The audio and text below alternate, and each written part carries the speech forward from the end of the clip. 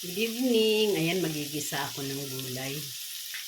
Ayan, nagisa na ako ng bawang, sibuyas, kamatis.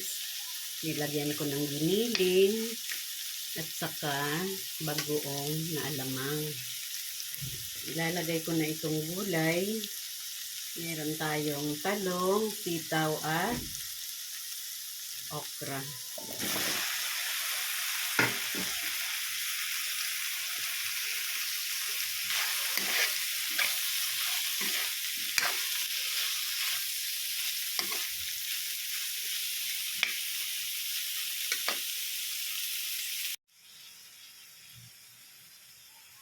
Lagyan natin ng tubig.